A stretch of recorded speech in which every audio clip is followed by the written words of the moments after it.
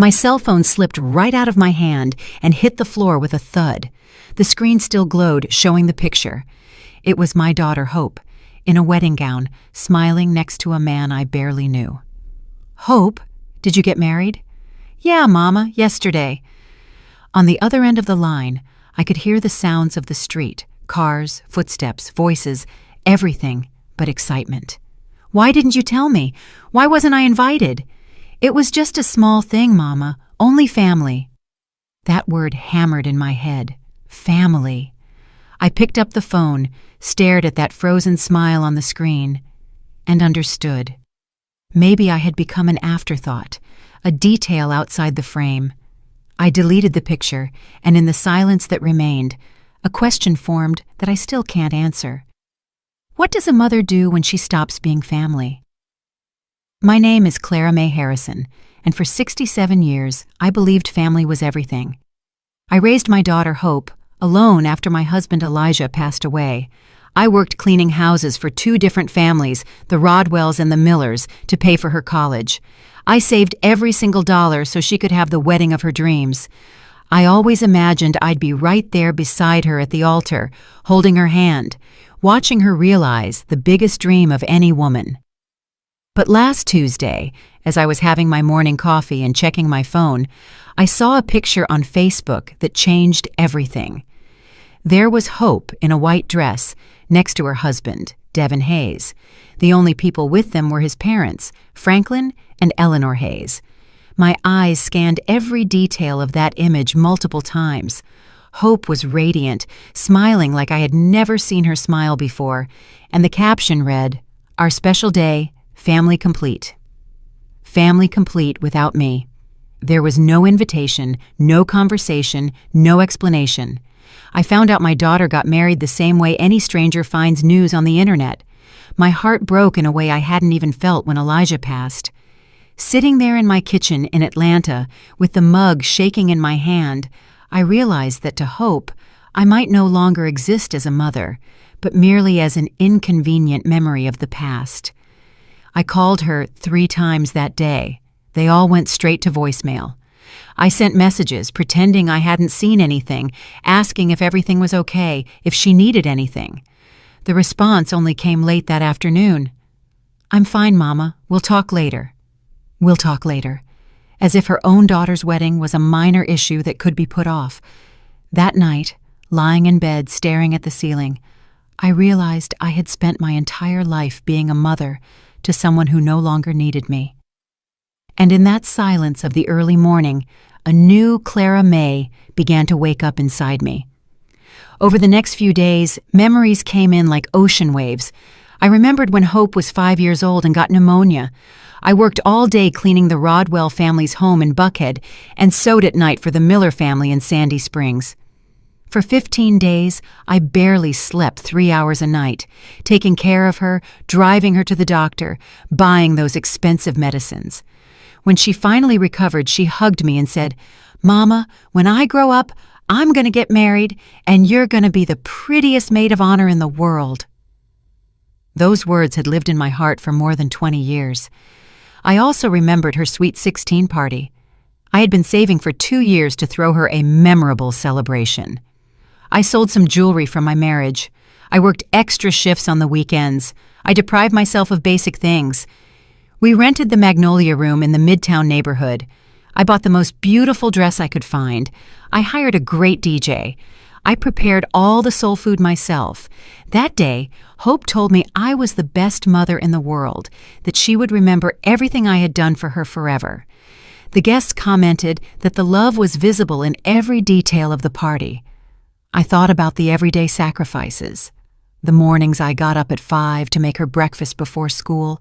The afternoons I spent helping her with homework, even though I hadn't finished high school myself. The nights I stayed awake waiting for her when she was out with friends, worrying about her safety. The Sundays I brought a pot of collard greens and ham hocks to Auntie Dolores's house so Hope could spend time with her father's family. When she went to college to study business administration, I increased my work hours. I cleaned the Rodwell's house Monday through Friday, and on weekends, I worked catering social events, serving tables. I wanted her to focus only on studying, not worrying about money. Every time my knees ached after so many hours on my feet, or when my hands cracked from cleaning, I thought about the bright future Hope would have thanks to her education. During those college years, she began to change subtly. She didn't come straight home after class anymore. She had study sessions, group projects, extracurricular activities. On weekends, she went out with friends I didn't know to places that were completely foreign to me. When I asked about her day, the answers got shorter, more distant. "It was fine, Mama. I'll tell you later." But later never came. It was during her final year of college that she met Devin Hayes. The first time she mentioned him, I noticed a special light in her eyes. She talked about him constantly, how smart he was, how he came from a good family, how he had ambitious plans for the future. I was happy to see her happy, but I also felt a pang of something I couldn't identify then. It was as if Devin represented a world I didn't belong to, a future where there wouldn't be space for a mother who cleaned other people's homes. The first time Devin came over for dinner, I cooked baked mac and cheese, fried chicken, candied yams, cornbread, and sweet tea. I put in more effort than ever. I wanted to make a good impression. Devin was polite and courteous, but I noticed his eyes scanning our small home with an expression I couldn't decipher. Hope seemed nervous, constantly explaining things, as if she had to justify our way of living. "Your house is very nice, Mrs. Harrison," Devin said when he left. But there was something in his tone that made me feel like he had said the opposite. That night, Hope told me I had been too intense, asking so many questions about his family, his job, and his plans.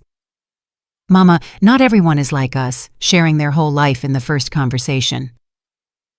That was the first time I felt I was being viewed as a problem to solve. From then on, Devin's visits became less frequent. When he came, the conversations were more superficial, more formal. Hope started spending more time with him, coming home later and later. Sunday family gatherings became occasional, then sporadic, until they disappeared completely. "Devin and I have plans," became the most common phrase in her vocabulary. When Hope graduated, I was so proud I cried through the entire ceremony. She had achieved what I never could, finishing a college degree. She was going to have opportunities I never had. After graduation, we went to celebrate at a nice restaurant in Decatur. Devin had also invited his parents, Franklin and Eleanor Hayes. It was the first time I met them formally. Franklin was a manager at a big company in Sandy Springs. Eleanor had been a teacher for many years before retiring. They talked about trips, fancy restaurants, and Broadway shows. I tried to participate in the conversation, but I felt like a fish out of water. When I mentioned that I worked cleaning houses, there was an awkward silence that Hope quickly filled by changing the subject. That night, when we got home, Hope said something that hurt me deeply. "Mama, I know you always try to be friendly, but sometimes you say things that can be misinterpreted. Devin's parents are very refined people." Refined? That word stuck in my mind. I wasn't refined. My love, my sacrifice, my dedication, they didn't count for anything compared to money and formal education. The following months were marked by increasing distance. Hope got a job at a big international company. Devin also had a good job. They started talking about getting their own place, renting an apartment together. I supported the idea, though my heart was breaking inside. "Young people need their space," I said, faking enthusiasm. When they finally moved into an exclusive part of Atlanta, I was still welcome, but with schedules and conditions. "Mama, you better call before you come over to see if we're around," Hope told me. The spontaneity of simply showing up to visit my daughter was gone forever. Now, I had to make an appointment, as if I were visiting a doctor or a dentist. The visits became more and more spaced out, first every week, then every 2 weeks, then once a month. When I went, the conversation mainly revolved around their jobs, their plans, their friends. I listened with interest, but they rarely asked about my life. It was as if I only existed for them, as if my only identity was being Hope's mother. During the holiday season last year, I noticed Hope and Devin had started spending more time with the Hayes family. Well, Devin's parents have really beautiful traditions, Hope explained, when I asked if they would come over for Christmas Eve dinner as we had always done. But next year, we'll host, right? Next year never came, or rather, it came without me. It was in February when Hope told me she and Devin were thinking about getting married. "That's wonderful, baby," I exclaimed, feeling a mix of joy and anticipation. I immediately started making mental plans: the church, the dress, the flowers, the food. "Have you set a date? How can I help?" "Mama, we want something simple," Hope said, but there was something evasive in her look. "Nothing too elaborate. Weddings aren't as complicated as they used to be." I nodded, though I felt a small disappointment inside. I had dreamed for years of helping to plan my only daughter's wedding. The months passed, and conversations about the wedding became vague and sporadic. When I asked about specific details, Hope always had the same answer. "We're still looking into it, Mama. I'll let you know as soon as we have something finalized." I started to feel like something wasn't right, but I didn't know what exactly. In May, I noticed Hope started posting more photos on Facebook. Pictures with Devin, with the Hayeses, at fancy restaurants, in places I didn't recognize. But when we saw each other in person, she told me very little about these events. It was as if she had two parallel lives, one she shared with me and one she lived in secret. It was early June when I started to suspect something was definitely going on. Hope canceled 3 dates in a row to see me, always with excuses about work or urgent commitments. When we finally met, she seemed distracted, nervous. I asked her directly if everything was okay with Devin, if there was a problem. "Everything is perfect, Mama," she said, not looking me in the eye. "It's just that we're so busy with work and other things. Those words resonated in my mind for days. What other things could be more important than including her mother in her life? The last time I spoke to Hope before discovering the truth was on a Sunday afternoon. I called to invite her to breakfast the following Tuesday. "I can't, Mama," she said. "I have a very important meeting that morning." That was odd, because Tuesday mornings had always been our special time since she was little. It was the only day of the week I didn't work at the Rodwell's house. "How about Wednesday, then?" I insisted. "I don't know, Mama. Let me check my schedule and I'll call you back." But she never called me back, and I, as I always had, waited patiently for her call that never came. It was that Tuesday morning, exactly when I should have been having breakfast with my daughter, that I sat down in my kitchen with my coffee and a slice of pecan Danish. I logged onto Facebook to see photos of my neighbors and their grandkids, and I stumbled upon the image that would change my life forever. There was Hope, more beautiful than ever, in a simple but elegant wedding dress, smiling next to Devin in what was clearly a marriage ceremony. In the background were the happy faces of Franklin and Eleanor Hayes, dressed elegantly, posing as the only witnesses to that moment that should have been mine, too. The photo description read, "Finally married, thank you to our families for making this day perfect." Our families in plural, but I didn't appear anywhere. I wasn't in the picture. I wasn't in the comments. I wasn't in that story that was supposed to include my entire life. I read every comment on that post. College friends congratulating, co-workers sending blessings, some distant relatives expressing surprise that they hadn't heard about the wedding. But no comment mentioned my absence. It was as if I had never existed in Hope's life, as if those 28 years of sacrifice and love had been completely erased from her personal story. I spent the rest of that day in a state of shock. I checked my phone over and over, hoping for a call, a text, an explanation. Nothing. Hope had gone on with her normal life, posting honeymoon photos, thanking people for congratulations, sharing moments of happiness from which I had been completely excluded. That night, lying awake and looking at the ceiling of my small bedroom, I understood something that hurt more than I imagined possible. My daughter hadn't forgotten to include me in her wedding. She had consciously excluded me. She had made a deliberate choice that I would not be part of the most important day of her life, And in that moment of painful clarity, I knew that my life, as I had known it until then, was over forever. But what Hope didn't know was that her mother, Clara May, had stored up much more than just pain during all those years of sacrifice. She had also stored a strength she herself didn't know she possessed, a dignity that had been dormant but never dead, and a capacity for decision that was about to change everything forever. The woman who got out of that bed on Wednesday morning was no longer the same woman who had patiently waited to be included in her daughter's life. She was a woman who had finally understood that some absences speak louder than any presence, and that sometimes the greatest love a mother can show is respect for her own dignity. In that silent pre-dawn hour in Atlanta, as the bells of St. Jude's Episcopal Church rang at 3 a.m., Clara May Harrison made the first completely self-directed decision she had made in nearly 30 years. If she was no longer welcome in Hope's life, then Hope would no longer be welcome in hers. But this story was just beginning, and what came next would change the lives of everyone involved in ways none of them could have imagined. The following days passed in a dense fog that prevented me from clearly seeing where my life was headed.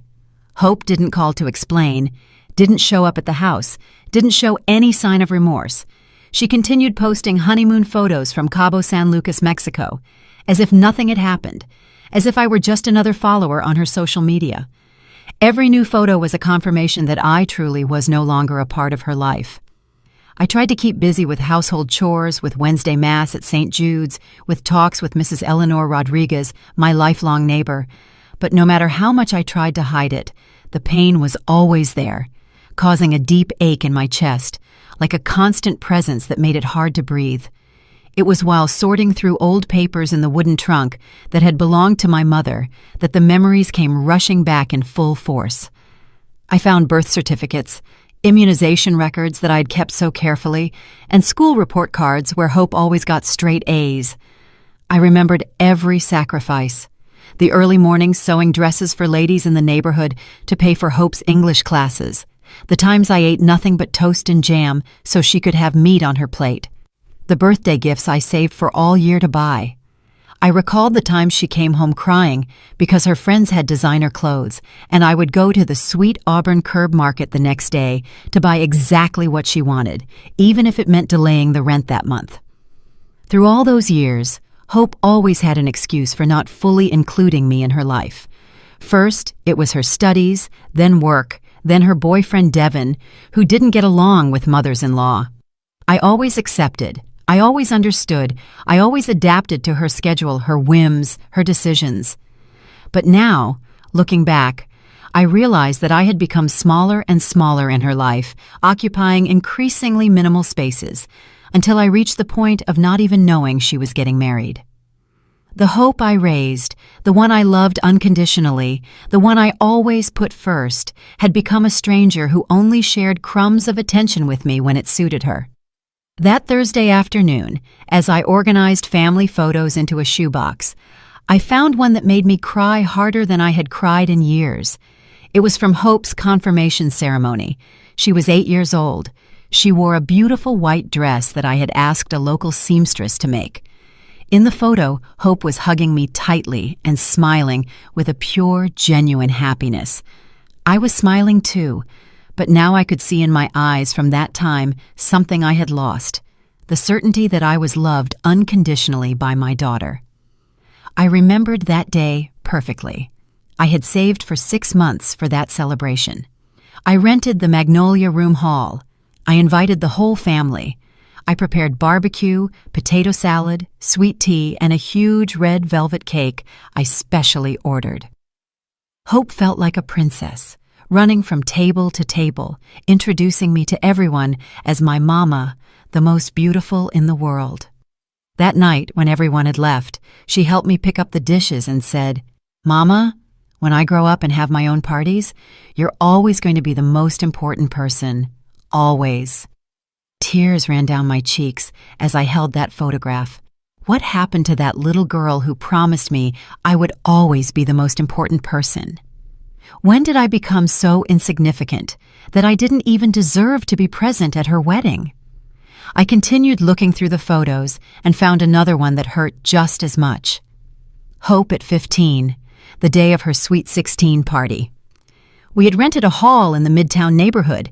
There was a DJ, food for 150 people, and a live band for the waltz. I had worked double shifts for a whole year to give her that party. I cleaned houses by day, babysat children at night, sold sweet potato pies at the farmer's market on weekends, all to see her happy, to give her the celebration she deserved. In that photo, Hope and I were dancing together, mother and daughter, during one of the songs. She had asked me to play a song she called Our Special Song. "Mama, you used to sing this to me when I was little and sick, and it always made me feel better," she had told me. "I want us to dance to it together so everyone knows how much I love you." Those words echoed in my mind like sounds from another life. How had I gone from being the person who comforted her when she was sick to being someone she was ashamed of in front of her new family? I kept looking and found a letter Hope had written me when she was 18, just before starting college. She had written it on pink paper with careful handwriting, full of little drawn hearts in the margins. It read, "Dearest Mama, tomorrow I start a new stage in my life, but I want you to know that nothing I achieve will be possible without everything you have done for me. You are my hero, my role model, the bravest woman I know. When I grow up, I want to be a mother like you, loving, sacrificial, who always puts family first. I love you with all my heart, and you will always be the most important person in my life. Your loving daughter, Hope." I read that letter 3 times before I could believe what I was reading. This was the same person who had just excluded me from the most important day of her life, the same one who had promised me I would always be the most important person. I sat on my bed with the letter shaking in my hands and cried like I hadn't cried since the day I buried Elijah. I cried for the girl who wrote those words and for the woman she had become. I cried for all the dreams I had about being the mother of the bride. I cried for all the times I imagined helping her choose the dress, organizing the bridal shower, walking her down the aisle. I cried for the mother-daughter relationship I thought we had, which apparently only existed in my imagination. After the crying came the rage, a rage I had never felt in my 67 years. How dare she treat me like this after everything I had done for her? How could she be so cruel, so ungrateful? I had sacrificed my youth, my social life, my own dreams, all for her. I had worked until my bones ached so she could have opportunities I never had. And this was how she repaid me, with humiliation, exclusion, and oblivion. But after the rage came something worse: shame. I started asking myself if somehow it was my fault. Had I been too intense, too clingy, too unsophisticated for Hope's new, refined life? I remembered the faces of Franklin and Eleanor Hayes when they met me. That subtle expression I hadn't been able to interpret then, but that I now understood clearly. Pity mixed with discomfort. To them, I was the embarrassing mother-in-law who had to be tolerated, not accepted. I got up from the bed and looked at myself in the vanity mirror. There was Clara May Harrison, 67 years old, gray hair, hands rough from so much work, wrinkles around my eyes that spoke of years of worry. I wasn't elegant like Eleanor Hayes. I hadn't traveled the world. I didn't speak any other languages. I didn't know about fine wines or theater. I was a simple woman who had done the best she could with what she had. But did that make me less valuable? Did that justify my own daughter treating me like I didn't exist? I couldn't sleep that night. I stayed awake thinking about all the signs I had ignored, all the moments I should have realized I was losing my daughter, the family dinners that became sporadic, the phone calls that got shorter, the visits that required prior appointment. Everything had been gradual, so subtle that I hadn't realized I was being systematically excluded from Hope's life. On Friday morning, I decided to call my sister, Auntie Rosa, who lives in Birmingham, Alabama. I needed to talk to someone, vent, ask for advice. Auntie Rosa had always been the most direct of my sisters, the one who told things straight. "She got married without telling you?" Auntie Rosa shouted when I told her what had happened. "That girl is crazy. How can a daughter do that to her mother?" I told her the whole story, from the first changes in Hope's attitude to the discovery of the wedding on Facebook. Auntie Rosa listened without interrupting, which was rare for her.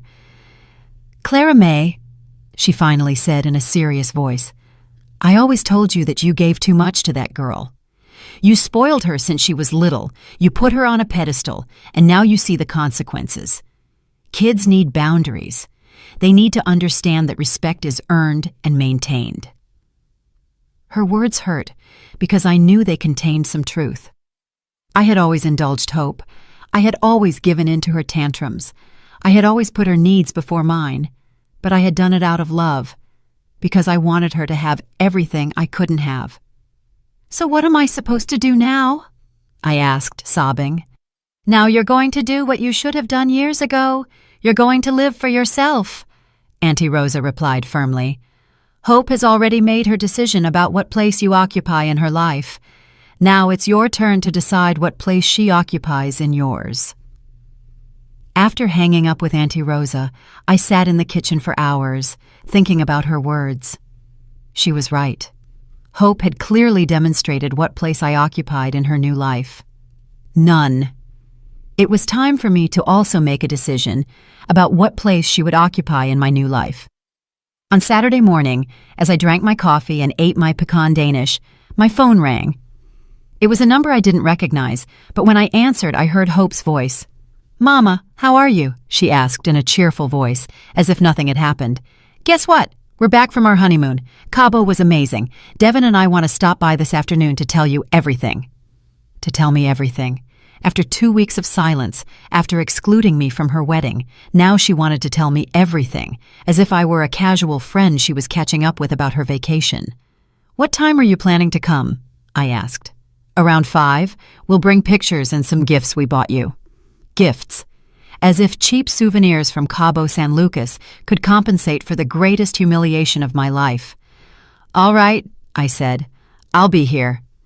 After hanging up, I stood there with the phone in my hand, feeling a mix of emotions I didn't know how to manage. Part of me was happy to finally see my daughter, to be able to hug her and tell her how much I had missed her.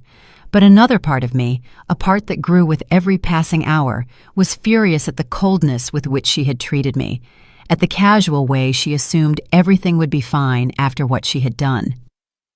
I spent the rest of the day cleaning the house, making sweet tea, buying fresh pecan Danish from the local bakery. It was what I always did when Hope came to visit. I made sure everything was perfect to receive her, but this time, as I mopped the floor and dusted the furniture, I wondered why I was still trying so hard for someone who clearly didn't value my efforts. At 5 on the dot, Hope and Devin arrived. Hope looked radiant, tanned from the beach sun, wearing new clothes and looking completely happy. Devin wore a courteous but distant smile, the same one he always had when he came to my house. "Mama!" Hope cried, hugging me as if we were the best friends in the world. "I missed you. Look how tanned I got." I hugged her back, inhaling her expensive perfume, which wasn't the same one she used when she lived with me. Everything about her was different, her clothes, her hairstyle, her way of speaking. It was as if the Hope I knew had been replaced by a new, improved version that didn't include me. "Have a seat," I said. I served them sweet tea and offered them fresh pecan Danish. "Oh, Mama, this looks so good," Hope said, but I noticed she barely touched the pastry. She probably didn't eat that kind of thing anymore. Her new, sophisticated life didn't include treats from the neighborhood bakery. "All right, tell me everything," I said, sitting across from them in my small living room. "How was the wedding?" Hope exchanged a quick glance with Devin before answering. "It was very nice, Mama. Very simple, just like we wanted. Nothing too elaborate." "Oh, and where was it?" I asked, though my heart was already shrinking. "In a beautiful little chapel in Decatur. Very intimate, very private. Just us and Devin's parents as witnesses. Just them and Devin's parents, as if I didn't exist, as if 23 years of raising her didn't give me the right to be there. And why didn't you tell me anything?" I finally asked, my voice trembling.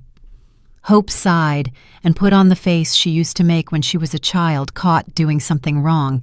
"Mama, it all happened so fast. You know how those bureaucratic things are. Suddenly the date came up, and we decided not to complicate things. Besides, you know I never liked big parties." It was a lie. Hope had always loved big parties. Her sweet 16, her graduation, all the celebrations we had shared had been with lots of guests, lots of food, and lots of joy. But now, for her wedding, she had decided she wanted an intimate affair that didn't include me. "But Mama," Hope continued in a syrupy voice, "that's why we came today, to celebrate with you. Look at all the gifts we brought you."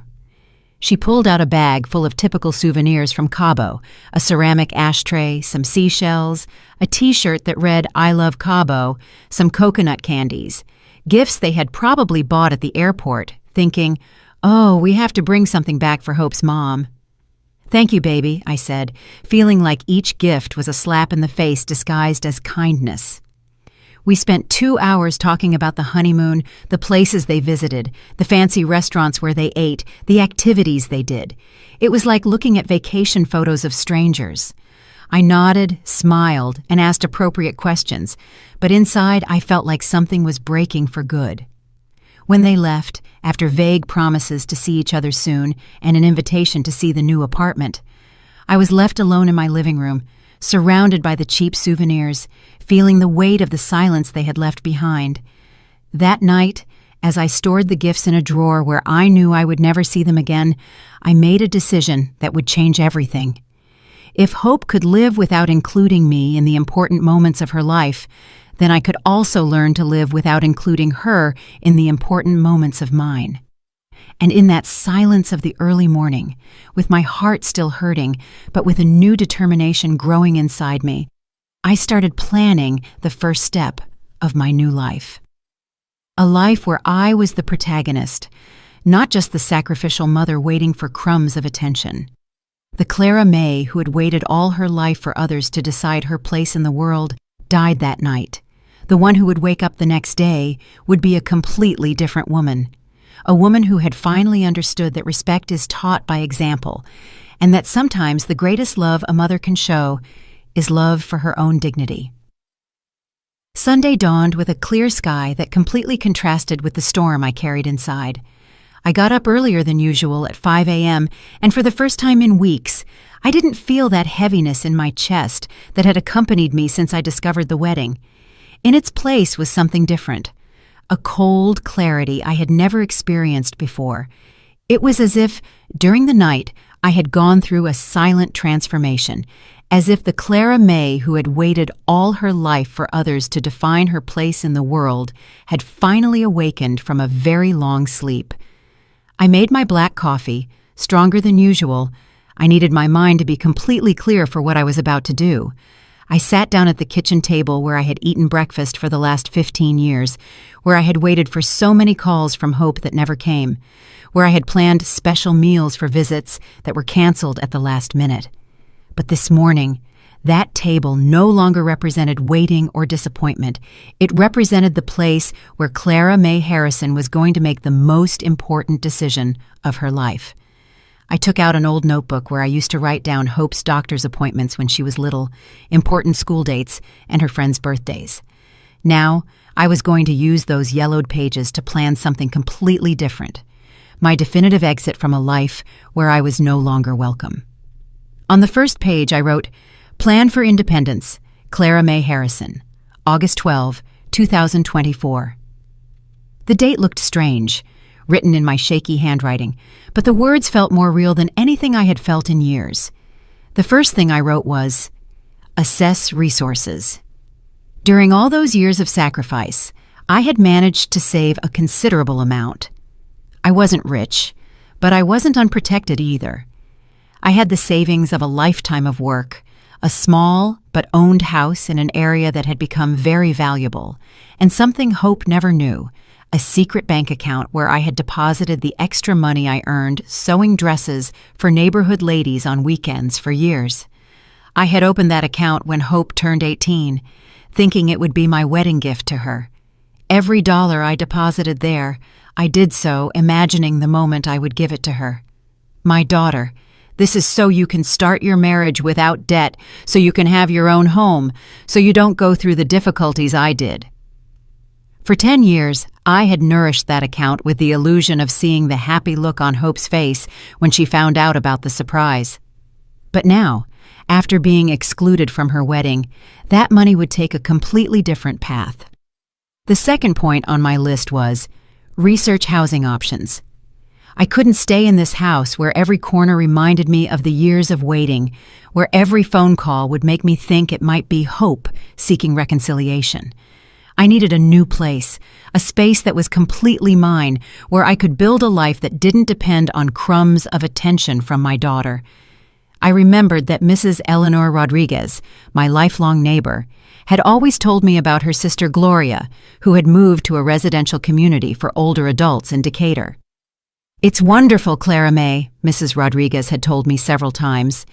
"There are activities, security, people our age. Gloria says she's never felt so free in her life." At the time, I thought those places were for people who didn't have family to care for them. Now I understood they were for people who had decided to care for themselves. The third point was the most painful, but the most necessary: gradually cut ties. I couldn't just disappear overnight, because that would cause unnecessary drama and give Hope reasons to justify her behavior. My mom was always so dramatic, that's why we didn't include her in important things. No, my exit had to be as silent and dignified as my entry into Devin Hayes' life had been. Gradual, respectful, but definitive. After breakfast, I showered and put on my Sunday navy blue dress, the one I wore to Mass at St. Jude's. But this morning, I wasn't going to church. I was going to begin the most important investigation of my life. I grabbed my purse, put the notebook inside, and left my house with a determination I hadn't felt in years. My first stop was the bank. It was strange walking the streets of my neighborhood, knowing that every step took me away from the life I had known for 67 years. Mr. Fernando Lawson, the executive who had managed my accounts for the last 10 years, was surprised to see me near the ATM on a Sunday morning. "Good morning, Mrs. Harrison," he greeted me when he recognized me. "Everything's fine. Perfect, Mr. Lawson," I replied with a smile I didn't expect to have myself. "I'm just reviewing my financial options. I might need to make some moves this week." "Of course, ma'am. I'm available Monday if you'd like to review your accounts in detail." "I appreciate it very much. I'll see you Monday then." That small conversation gave me more energy than I expected. For the first time in years, someone spoke to me like a person capable of making important financial decisions, not like an old lady who needed others to manage her money. From there, I went straight to Decatur, to the residential community Mrs. Rodriguez had mentioned. It was called the Legacy at Peachtree, and as soon as I got off the bus, I could see why my neighbor's sister liked it so much. It was a beautiful, clean place with well-kept gardens and an atmosphere of tranquility I hadn't felt in years. The receptionist, a very kind woman named Patricia, welcomed me with a genuine smile when I explained I was interested in seeing the facilities. "I'm glad you came," she said enthusiastically. "We just happen to have 2 very nice apartments available. Would you like a full tour?" For the next 2 hours, Patricia showed me every corner of the Legacy at Peachtree. The apartments were small but comfortable, perfect for one person. They had a living dining room, 1 bedroom, a full bathroom, and an equipped kitchenette. What I liked most was the balcony overlooking the gardens, where I could imagine myself drinking my coffee in the mornings and watching the sunset in the evenings. "We have lots of activities," Patricia explained as we walked through the common areas. "On Mondays, we have a yoga class, Tuesdays are for knitting and crafts, Wednesdays are Mass in the internal chapel, Thursdays are ballroom dancing, and Fridays are movie nights. On weekends, we organize excursions to different places: Savannah, Charleston, Asheville." Every activity she mentioned sounded like something I might enjoy, things I had never done because I was always waiting for Hope's schedule availability. "And are the people who live here happy?" I asked. "Look, Mrs. Harrison," Patricia told me honestly, "most of our residents come here after complicated family situations. Some have lost their partners, others have children who live far away, others simply decided they wanted to live with more independence. At first, many arrive sad, nostalgic, but after a few months, you see them, and they seem like different people. Happier, more active, more, how should I put it, more alive. Her words resonated deeply with me. More alive. How long had it been since I truly felt alive? How many years had I spent simply existing, waiting for my daughter to include me in her life? "What are the requirements to live here?" I asked. Patricia explained the whole process. I had to be over 60 years old, check. Have stable income to cover the monthly fee. I had savings for several years.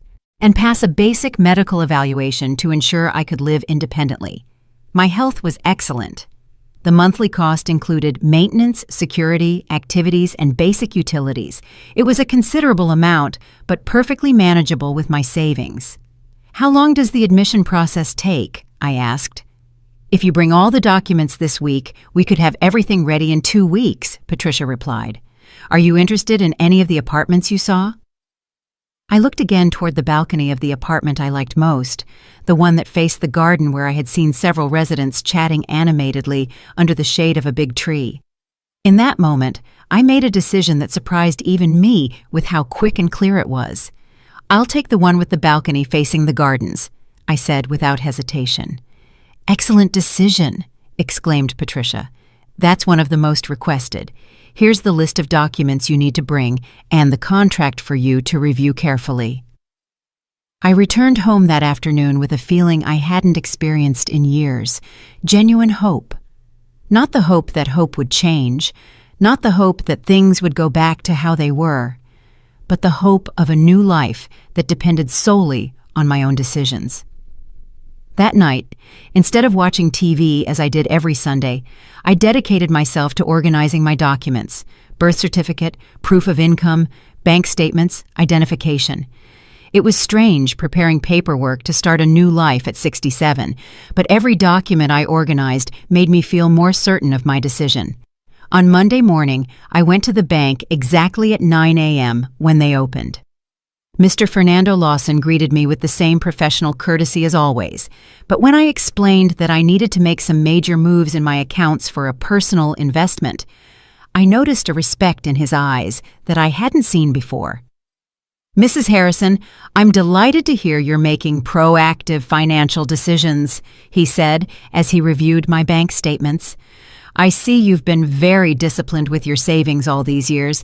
You have very solid resources." Hearing those words filled me with a confidence I didn't know I had. For so many years, I had lived with the mindset that I was a person of limited resources, someone who depended on the charity of others. But the reality was that I had worked hard, saved diligently, and built a solid financial foundation without anyone's help. "I need to make a significant transfer to my checking account," I explained. "And I also want to know about safe investments that give me monthly income." For the next hour, Mr. Lawson explained different investment options that could give me regular income without touching the principal capital. It was information I had never sought out before because I always thought my money was meant exclusively for emergencies or for helping Hope.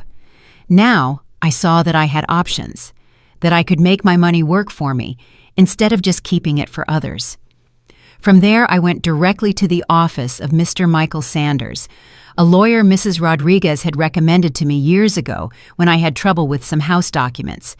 I needed to make sure all my assets were in order, and more importantly, I needed to update my will. "Mrs. Harrison, what brings you here?" Mr. Sanders asked when I entered his office. "I need to update my will and better organize my assets," I told him directly. If he was surprised by the nature of my visit, he didn't show it. For the next 40 minutes, we reviewed all my property documents, bank accounts, and insurance policies. It was impressive to see it all together. I really had built a considerable estate through pure work and discipline. "Do you have any specific changes in mind for the will?" he asked. "Yes," I replied without hesitation. "I want to leave 50% of my assets to charitable institutions that help working single mothers." and the other 50% to my daughter, but with one condition. What kind of condition? That she can only access the inheritance after writing a letter explaining why she made certain decisions about our relationship. She doesn't have to apologize. She just has to be honest about her reasons. That letter must be delivered to you as a witness, but she must write it, even if I'm no longer here to read it. Mr. Sanders wrote everything down carefully. That's a very thoughtful condition, Mrs. Harrison. It gives her an opportunity for reflection without forcing a reconciliation. Exactly, I confirmed. I'm not looking for revenge, Mr. Sanders. I'm looking for her to understand that actions have consequences, even the actions of children towards their parents. When I left the lawyer's office, I felt like a completely different person. I had taken total control of my financial situation, secured my future, and established clear boundaries for my relationship with Hope, even after my death. The following days passed in a flurry of activity that kept me busy and focused. I hired a moving service to assess my belongings. I decided to keep only the essentials: clothes, some small furniture, important photos, objects with real sentimental value. Everything else would be donated or sold. The hardest part was deciding what to do with Hope's things that I still kept in her room: school trophies, books, clothes she had left when she moved out. I finally decided to carefully pack everything in labeled boxes and leave them in a storage unit I rented near her apartment. If she ever wanted them, she could pick them up. If not, eventually. During that week, Hope called me twice. The conversations were courteous but distant on both sides. She told me about her new job, her plans to decorate the apartment, the dinners she had with the Hayeses. I listened politely, asked appropriate questions, but I didn't share anything about my own plans. For the first time in years, I had important secrets that did not include my daughter. "Is everything okay, Mama?" she asked on the second call. "You sound different." "Everything is perfect, baby," I replied with complete honesty. "I'm just organizing some things at the house. You know how it is." "Do you need help with anything?" The question would have thrilled me before. Now it simply confirmed that Hope still saw me as someone who needed help, not as someone capable of solving her own problems. "No thank you, baby. Everything is under control." On Friday of that week, I got the call from Patricia at the Legacy at Peachtree. My application had been approved, and I could move in the following Monday if I wanted.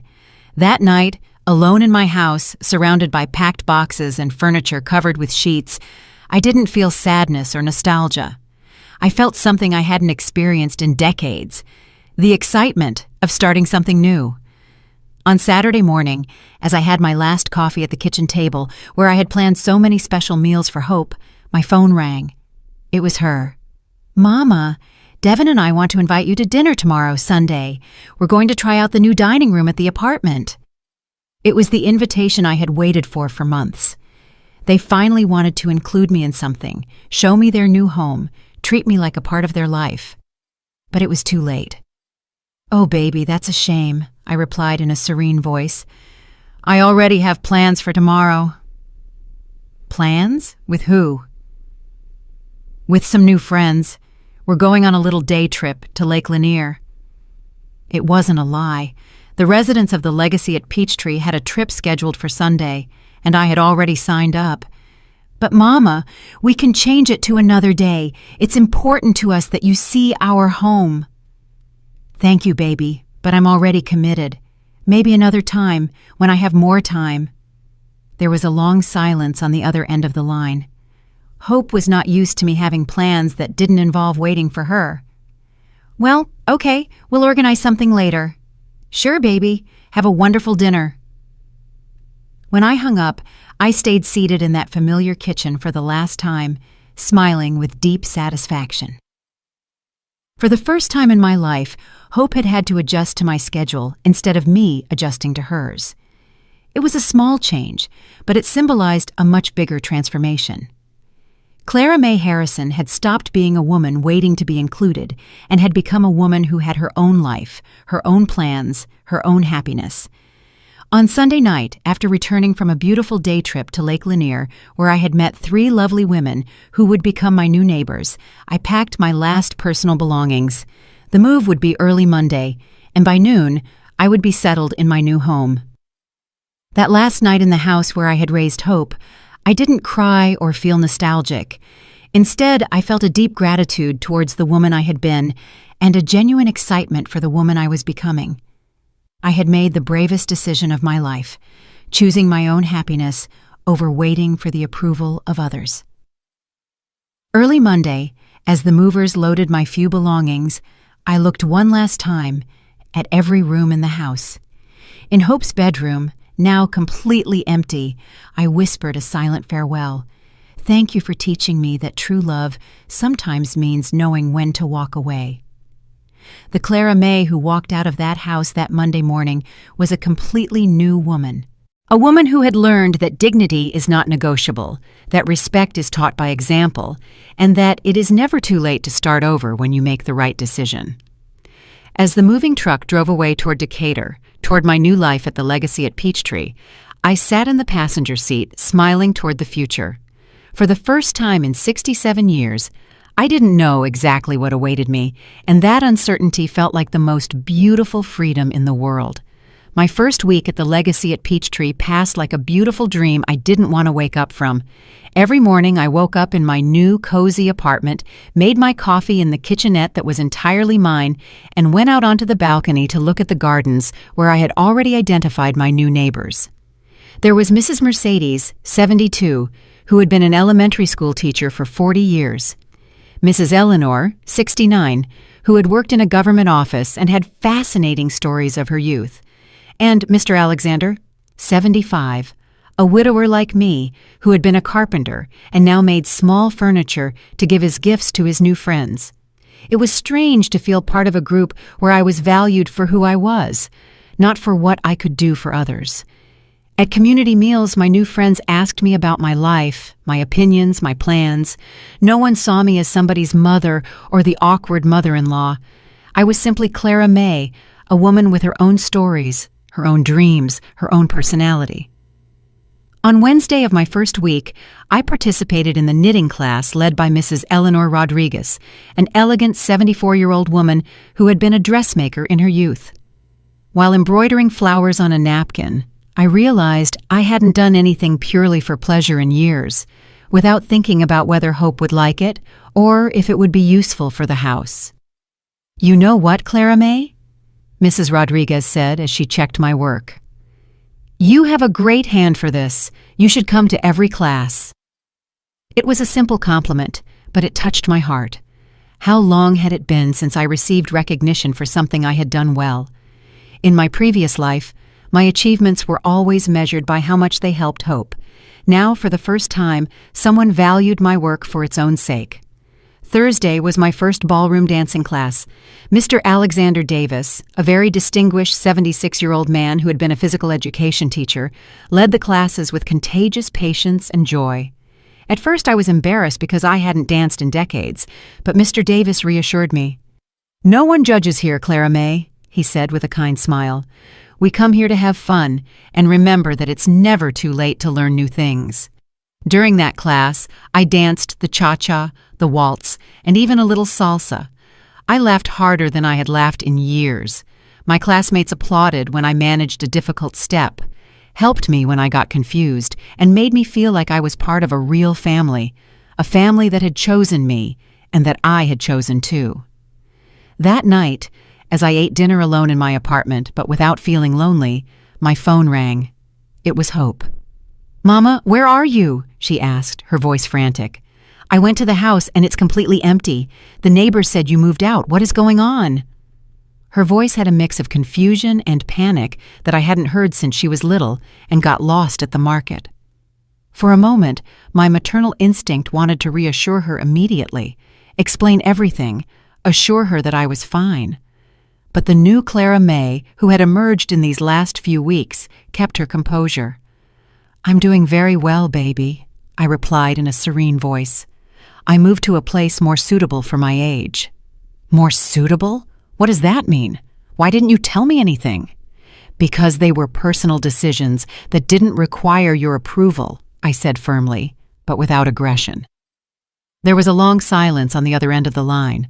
Hope was not used to me making important decisions without consulting her, even though she had been making hers for years without consulting me.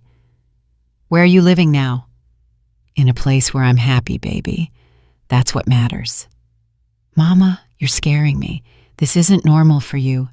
Are you mad at me about something?" The question would have disarmed me before. I would have rushed to explain that I wasn't mad, that I loved her, that I just wanted us to be happy together. But now I saw that question for what it really was, an attempt to return to the old dynamic where I was responsible for managing her emotions. "I'm not mad, Hope. I'm living my life." "What does that mean?" "It means I finally understood that I have the right to make my own decisions, to have my own plans, to be happy without depending on the approval of others." Another silence. I could imagine Hope on the other end, trying to process this version of her mother she didn't know. "Can you tell me where you are? Devin and I are worried." Devin and I. It was always Devin and I, as if they were a single entity making joint decisions about my life. But there was something in Hope's tone that was different. For the first time in a long time, she seemed genuinely worried about me, not just annoyed because I wasn't available when she needed me. "I'm at the Legacy at Peachtree in Decatur," I finally told her. "It's a very nice residential community for people my age." "A retirement home?" The word bothered me, but it didn't surprise me. To Hope, any place where older people lived was automatically a retirement home. "No, baby. It's a place where I live independently, but with the company of people who are at the same stage of life as me. I have my own apartment, my own activities, my own social life." Social life. There was genuine surprise in her voice, as if she had never considered that I could have a social life independent of her. "Yes, Hope. I have new friends, activities I enjoy, plans that don't include waiting for you to have time for me." The words came out more direct than I had planned, but I didn't regret saying them. It was time for Hope to understand the consequences of her decisions. "Mama, we have always had time for you. Did you really have time to include me in your wedding?" The silence that followed was long and heavy. It was the first time I had directly mentioned the wedding exclusion, and we both knew it was the elephant in the room that had been present in all our subsequent conversations. "Mama, I already explained that it all happened so fast, that it was a very simple thing." "Hope," I interrupted her with a firm but calm voice. "I'm not interested in hearing any more excuses. What happened happened. I'm not looking for apologies or explanations. I just want you to understand that decisions have consequences." "What kind of consequences?" "The consequence that I finally understood that I'm not a priority in your life, and I've decided that you won't be a priority in mine either." The words came out with a clarity that surprised me. There was no anger in my voice, no resentment, only a quiet honesty that made me feel freer than I had felt in years. "Does that mean you don't want to be my mother anymore?" The question hurt because I could hear the little girl behind the adult woman, but it also strengthened me because it reminded me that Hope knew exactly what she had lost. "I will always be your mother, baby, but I will no longer be the mother who waits for crumbs of your attention. I will no longer be the mother who accepts any treatment just to be present in your life. If you want a relationship with me, it will have to be a relationship of mutual respect." And what would that look like? It was the first time Hope specifically asked what I wanted from our relationship, instead of simply assuming I would adapt to whatever she offered. "I don't know yet," I answered honestly, "but I know it can't be like before." After hanging up that night, I sat on my balcony, watching the lights of Decatur, feeling a mix of sadness and liberation. It had been the hardest conversation of my life, but also the most necessary. For the first time, I had set clear boundaries with my daughter. I had expressed my feelings without trying to protect hers. I had placed my dignity above my desire to keep the peace. The following days passed without news from Hope, and for the first time, her silence did not cause me anxiety.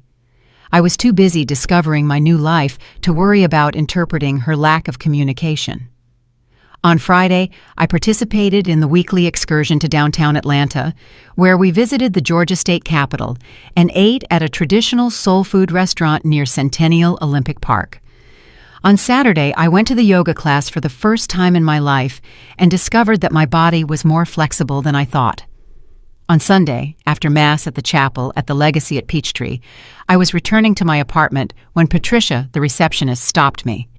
"Mrs. Harrison, you have visitors," she said with a smile, "a young couple who say they're family." My heart sped up a little, but not with the anxiety of before. It was more curiosity to see what Hope and Devin wanted. I found them in the visitors' lounge, sitting together on one of the elegant sofas. Hope looked nervous, almost fragile, very different from the confident, successful woman she had been in our last encounters. Devin looked uncomfortable, as if he would rather be anywhere else. "Mama," Hope said, standing up when she saw me, "thank you for seeing us." It was strange that she thanked me for seeing them, as if she finally understood that she could no longer simply appear in my life uninvited. "Have a seat," I said, taking the chair across from them. "How are you?" "We're fine," Hope replied, though her voice suggested otherwise. "We wanted to come and see where you're living, to make sure you're comfortable." I looked around the visitors' lounge with its elegant furniture, its well-kept plants, its large windows that let in a lot of natural light. Then I looked at them, this young couple who had come to make sure I was comfortable, as if they had any right to approve of my life decisions. "As you can see, I'm very comfortable," I said with a genuine smile. "This place is perfect for me." "Yes, it looks very nice," Devin admitted, speaking for the first time. "It must be expensive, though." There it was, the real concern, not my happiness or my comfort, but how much of their inheritance I was spending. "Fortunately, I can pay for it without problems," I replied calmly. "It turns out I worked and saved more than you knew." I watched as Hope and Devin exchanged a quick glance. It was obvious they had talked about my financial situation before coming. "Mama, we don't want you to run out of money by living in a place like this," Hope said in a worried voice. "Why would I run out of money?" I asked with genuine curiosity. "Well, you always told us you had to watch every dollar, that money didn't go very far." It was true. For years I had told them that, but what I never explained was that it didn't go far because I constantly prioritized their needs over mine, because I saved money for their emergencies instead of spending it on my own comfort. "It's true that I watched every dollar," I confirmed, "but it was because I was saving for you, to be able to help you when you needed it. Now that it's clear you don't need my help, I can use my money for my own happiness." "What do you mean we don't need your help?" Devin asked in a tense voice. "I mean you are successful, independent adults, capable of making your own decisions without consulting me, including decisions as important as getting married. If you are independent enough for that, then you don't need me to save my money for your emergencies." The silence that followed was uncomfortable. I could see how they processed the logic of my words, how they realized they couldn't have both: total independence from me when it suited them, and access to my resources when they needed them. "Mama," Hope said finally, her voice softer, "are you very angry with me?" It was the question of a child, not an adult, and for the first time since the wedding, I felt a little compassion for her. But it was a different kind of compassion, not the blind compassion that had led me to excuse her behavior for years. "I'm not angry, baby," I told her honestly. "I'm disappointed. I'm sad, but above all, I am at peace." At peace? At peace with finally understanding who I am beyond being your mother. At peace with having discovered that I can be happy without depending on your approval or your attention. Hope remained silent for a moment, and I could see tears starting to form in her eyes. "Does that mean you don't love me anymore?" It was the question I had been waiting for, and I had the answer ready. "I love you more than you can imagine, Hope. But I've learned that loving someone doesn't mean allowing them to disrespect you. I've learned that true love includes boundaries, includes dignity, includes mutual respect." "And what can we do to fix this?" Devin asked, speaking for the first time as if he truly cared about the answer. I looked at both of them. this young couple who had come to fix the situation, probably hoping that with a visit and a few apologies, everything would return to normal. "There's nothing to fix," I said calmly. "I'm not broken. I'm not sick. I'm not acting out of spite. I am simply living the life I deserve to live." "But can we still be family?" Hope asked, her voice trembling. "We will always be family," I assured her. "But it will be a different kind of family, one where we respect each other, where we include each other in the important things, where we treat each other as equal adults." "How do we know what you expect from us?" Devin asked. It was a practical question, and I appreciated his honesty. "Hope knows how to treat me with respect," I replied, looking directly at my daughter. "She did it for many years when she was younger.